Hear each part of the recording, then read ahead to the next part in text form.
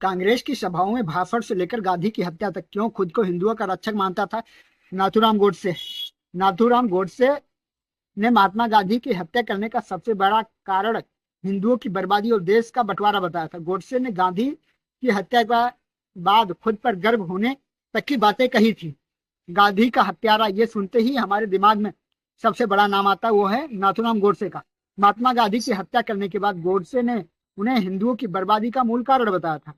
आखिर क्या था गोडसे के मन में? गांधी जी के खिलाफ इतनी आग क्यों भभक रही थी? क्यों हत्या करने के बाद भी उसने खुद पर गर्व होने की महसूस की? गोडसे के जन्म दिवस के अवसर पर काफी लोग उसे महिमा मंडित करते हैं। सवालों के जवाब के साथ उसके बचपन से गांधी के हत्यारे बनने तक की कहानियों की अगर हम बात करें तो गोडसे की व्यक्तिगत जानकारी। उसका 19 मई यानी 19 मई को गोडसे का जन्म हुआ था। गोडसे का जन्म वर्ष 1910 में पुणे के बारामती में हुआ था। नाथूराम एक ब्राह्मण परिवार में विनायक वामन राव गोडसे और माता लक्ष्मी के घर हुआ था।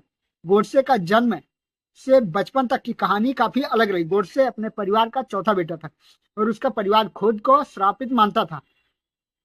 उसके परिवार का कहना था कि उनके घर जन्मी लड़कियां तो बच जाती हैं, लेकिन लड़के श्राप के कारण मर जाते हैं। लड़कियों की तरह उसका बचपन बीता था। गोडसे परिवार में बेटों की अकाल मृत्यु होने के कारण उसे लड़कियों की तरफ पाला गया था। उससे पहले पैदा हुए 3 लड़कों की बचपन में ही मौत हो गई थी। इसके चलते घर वालों ने नाथू राम को नाक छिदवा कर फराक पहनाकर 12 साल की उम्र तक ऐसे ही रखा था।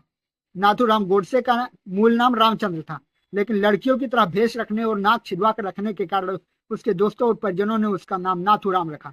नाथूराम बाद उसके भाई दत्तात्रेय का जन्म हुआ और इसी कारण उसका परिवार मानने लगा कि उसने ही सभी को श्राप मुक्त करवाया। नाथूराम गोडसे कांग्रेस की सभाओं में भाषण दिया करता था। दरअसल महात्मा गांधी देश के अलग अलग राज्यों में जाकर छात्रों, महिलाओं और आम लोगों के बीच जाकर भाषण देते थे और उन्हें खादी को अपनाने और कांग्रेस में शामिल होने की बातें किया करते थे।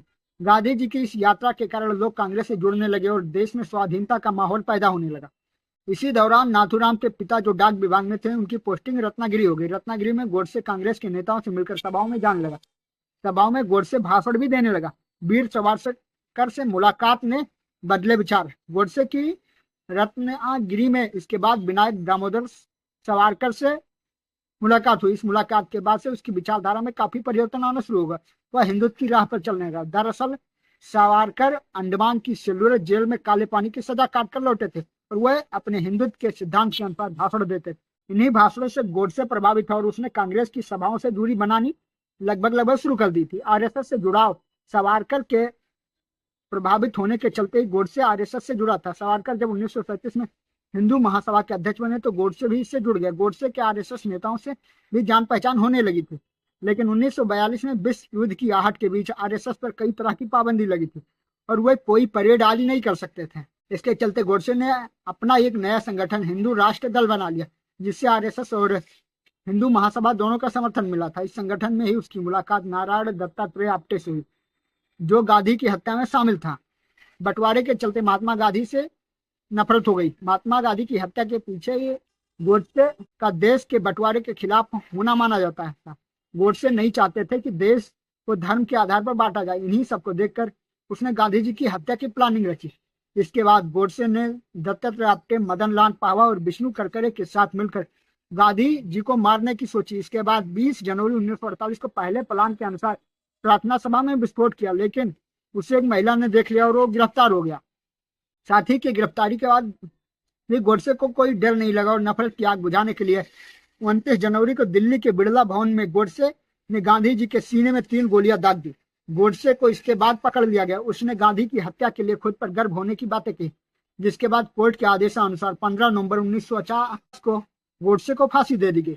गांधी की हत्या के बाद के अगर गोडसे की बयान की बात करें तो गोडसे ने कहा, महात्मा गांधी की हत्या के बाद कोर्ट में जज के सामने खुद पर गर्व होने की बात कही। उसने कहा कि गांधी जी ने मुस्लिमों को खुश करने के लिए हिंदी भाषा और हिंदुस्तान के 2 टुकड़े कर दिए। उसका मानना था कि गांधी जी ने सारे प्रयोग हिंदुओं की कीमत पर किए थे। गोडसे ने अपने बयान में कहा था कि महात्मा गांधी के कारण मुसलमान अपनी मनमानी कर रहे थे और कांग्रेस तुष्टीकरण की नीति अपना रही थी। उसने कहा कि मेरे अंदर विभाजन के चलते गुस्सा था, जिससे हिंदुओं को केवल बर्बादी और विनाश मिला। इसी कारण मैंने महात्मा गांधी की हत्या कर दी। नाथूराम गोडसे ने महात्मा गांधी को इसलिए मारा क्योंकि वह मानता था कि गांधी ने भारत के विभाजन के दौरान मुसलमानों की राजनीतिक मांगों का पूरी तरह समर्थन किया। गोडसे का मानना था कि गांधी के कार्यों से देश में हिंदुओं की स्थिति लगातार कमजोर हुई। गोडसे के मुताबिक गांधी ने पाकिस्तान के अल्पसंख्यकों के विभाजन के दर्द को अनदेखा किया था। गोडसे ने हत्या की साजिश नारायण अप्टे और 6 अन्य लोगों के साथ रची थी। 30 जनवरी 1948 को दिल्ली के बिरला हाउस में जब गांधी जी प्रार्थना सभा के लिए जा रहे थे, तब गोडसे ने उन पर गोली चला दी थी। गोडसे को पकड़ने के बाद उसने गांधी की हत्या के लिए खुद पर गर्व करने की बात कही थी। 1 साल तक चले मुकदमे के बाद गोडसे को 8 नवंबर 1949 को मौत की सजा सुनाई गई थी और 15 नवंबर 1949 को अंबाला जेल में उसे फांसी दे दी गई। गोडसे पूरे के एक हिंदू राष्ट्रवादी थे जो मानते थे कि गांधी ने भारत के विभाजन के दौरान भारत के मुसलमानों की राजनीतिक मांगों का पूरी तरह समर्थन किया। नारायण अप्टे और 6 अन्य लोगों के साथ मिलकर गोडसे ने गांधी जी की हत्या की साजिश रची थी। 1 साल तक चले मुकदमे के बाद गोडसे को 8 नवंबर 1949 को मौत की सजा सुनाई गई थी। कांग्रेस की सभाओं में भाषण से लेकर गांधी की हत्या तक क्यों खुद को हिंदुओं का रक्षक मानने लगा था गोडसे।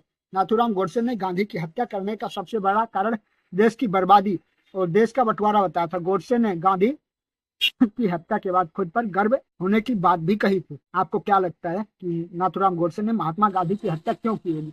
कमेंट सेक्शन में अवश्य बताएं।